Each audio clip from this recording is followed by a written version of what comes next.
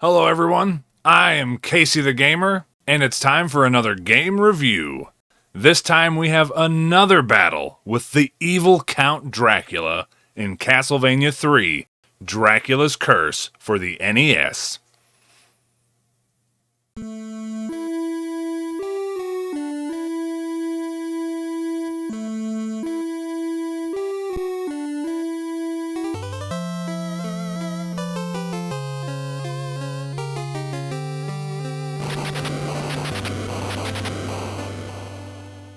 Castlevania III Dracula's Curse was released in Japan on December 22, 1989, and in September 1990 in North America.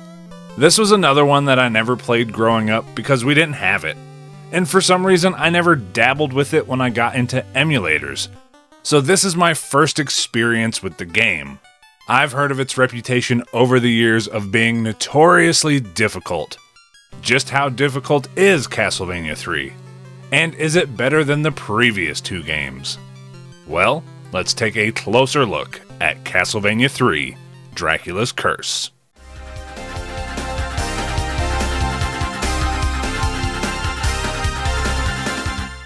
There are spoilers ahead for the story of the game.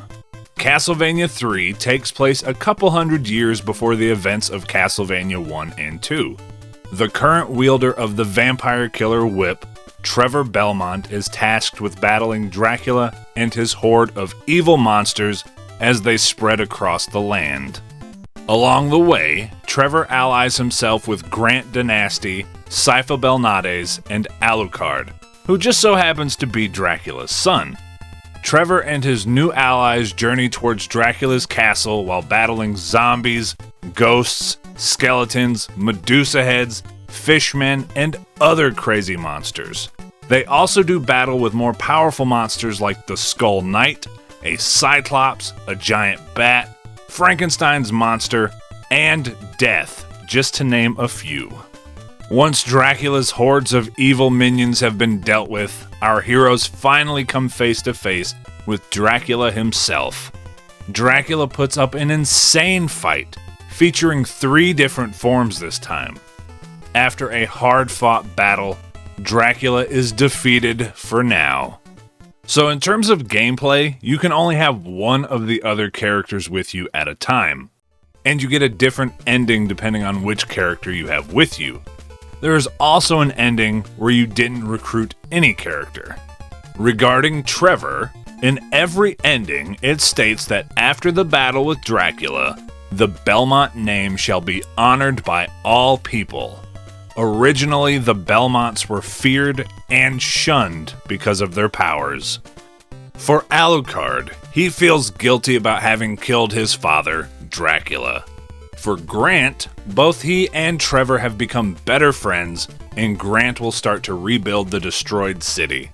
And for Sypha, it is revealed that she is in fact a woman. Sypha was thought to have been a man throughout the game. It states that she has had a bad life, but because of Trevor, she feels more comfortable with herself. Trevor puts his arm around Sypha, and the game ends.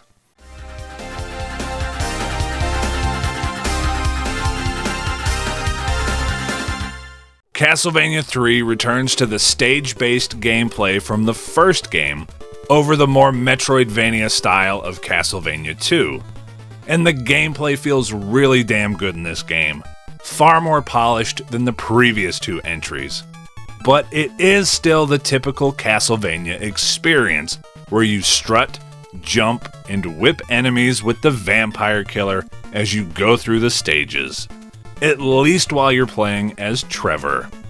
Castlevania III has 4 playable characters, Trevor Belmont being the main character and who you start the game as. Trevor plays like Simon Belmont does in Castlevania 1 and 2 and comes equipped with the Vampire Killer Whip as his main weapon. As you proceed through the stages, you encounter other characters that you can have join you on your quest.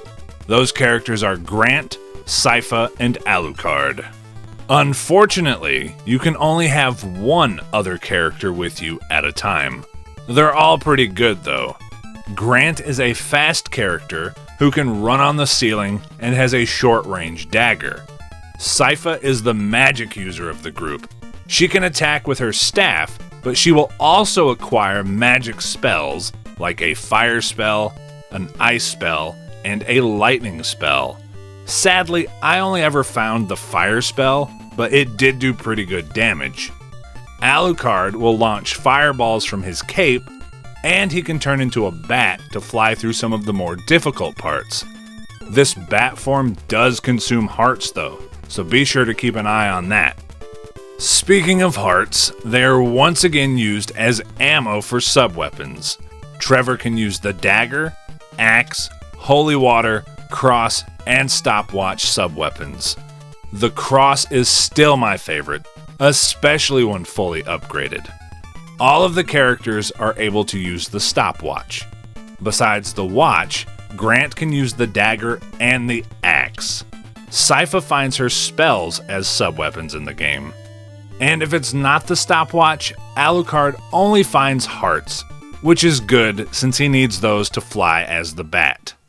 Other items in the game includes the Morningstar upgrade, which will increase the length and damage of Trevor's whip.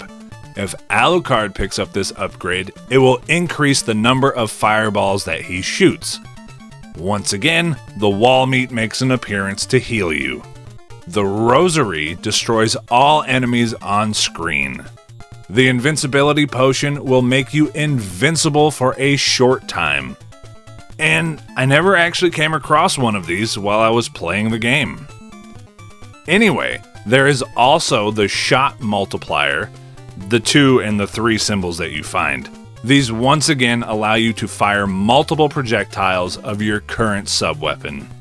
I am a little sad that the other whip upgrades from Castlevania II didn't make an appearance in this game, but I do understand going back and simplifying things a bit for this entry. So as I mentioned, this game goes back to being stage-based like the first game, but it does have branching pathways. The path you take will affect which characters you run into throughout the game. You can completely ignore the path to go get Grant. As for Sypha and Alucard, if you take one path, you'll find Sypha, and if you take another, you'll find Alucard. Getting to Alucard is a bit more difficult for sure. And then of course there is the option to just go solo. But it is nice having an extra character to play as, even if they both share a single health bar. Which I know both Grant and Sypha take more damage than Trevor, but I'm not sure about Alucard. Anyway, depending on what paths you take, you'll fight a few different bosses. Along your journey, you'll fight the Skull Knight, the Cyclops, a giant bat, a Echidna, which is just like Medusa with a bow and arrow, the Dreadful Duo, which has you fighting mummies and another Cyclops, Alucard. You have to beat him in order to recruit him. His fight is kind of like Dracula's Phase 1 in the first Castlevania game, which is really cool to see.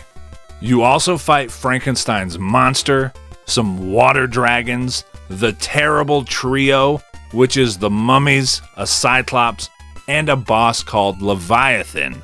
Then there is Death, who has 2 forms in this game.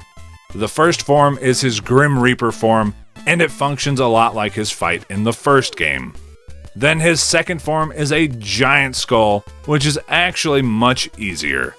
There's also a doppelganger boss, which takes the form of one of your characters and has their abilities.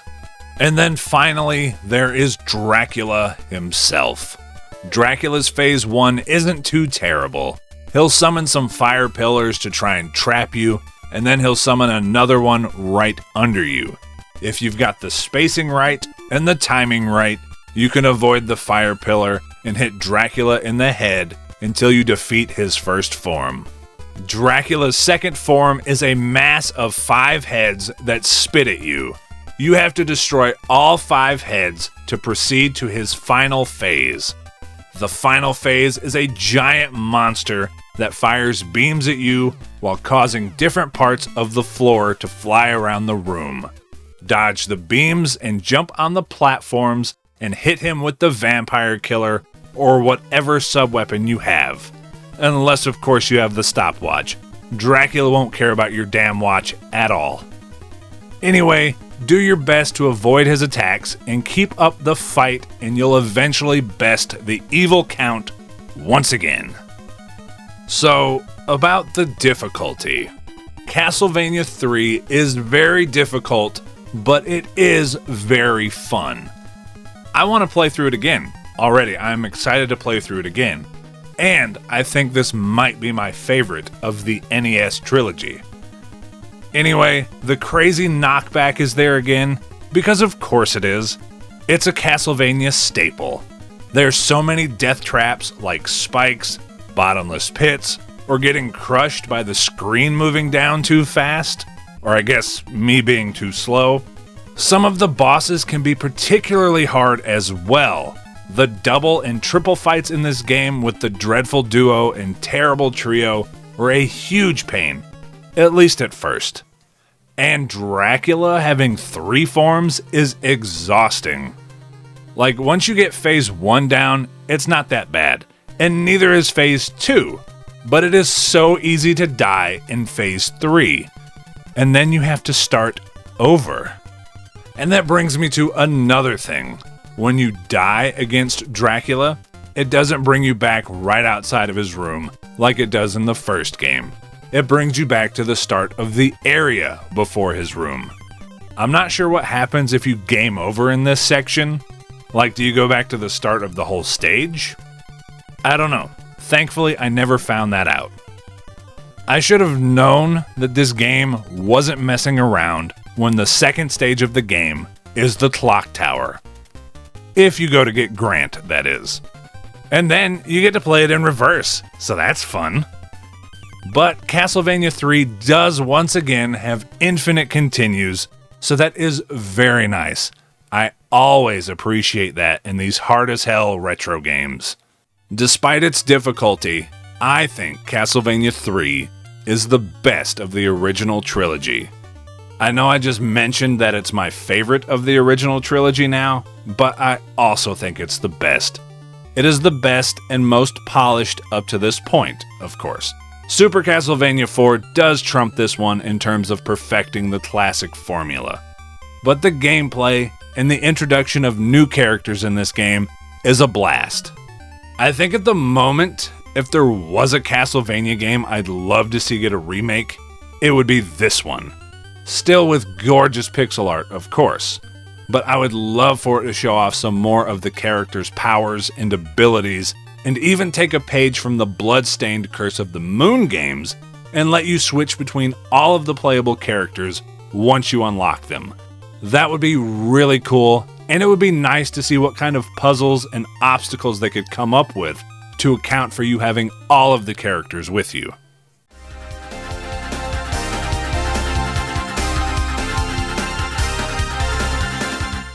Castlevania III has incredibly beautiful 8-bit pixel art graphics, the best of the NES trilogy. The characters, backgrounds, enemies, and bosses are so detailed, and they look wonderful. And all of Dracula's designs in this game are fantastic, unlike his design in Castlevania II. Yeah, all the designs in this game are great. The sound effects are just as good as they have always been. Nothing to complain about at all. They fit the game perfectly. The soundtrack in this game is an absolute masterpiece. Every single song in this game is amazing, and it feels great grooving to the music as you kick some monster butt or get knocked into a pit. This is definitely one of my favorite soundtracks in the series.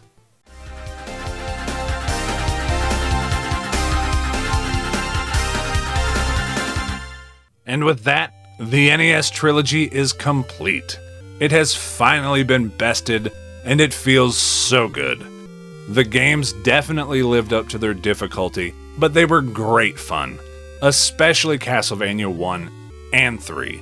And like I was saying, this one is my favorite of the bunch. The stages and the different characters and everything was just so good. It made it a blast to play, despite some of the more difficult moments. Castlevania III Dracula's Curse is a damn good time and definitely worth a play. I'm glad I finally got to check it out for myself, and I look forward to replaying it again soon. Since I've already reviewed Super Castlevania IV, I'm not quite sure what's next. I think it's Bloodlines on the Genesis? I don't know. Whatever it is, I'll be back with some more Castlevania action soon. Thank you all so much for watching. I greatly appreciate it. Go ahead and like, comment, subscribe, and all that good stuff. And if you want to see more of me, you can catch me streaming all kinds of stuff over on my Twitch channel, which is twitch.tv/CaseyTheGamer91. And I also have a Patreon where you can get perks like early video access and some other cool stuff. And that is patreon.com/CaseyTheGamer91. You can find both of those links and all of my other links in the description below. I hope you all have a wonderful day, and I hope to catch you next time. Peace out.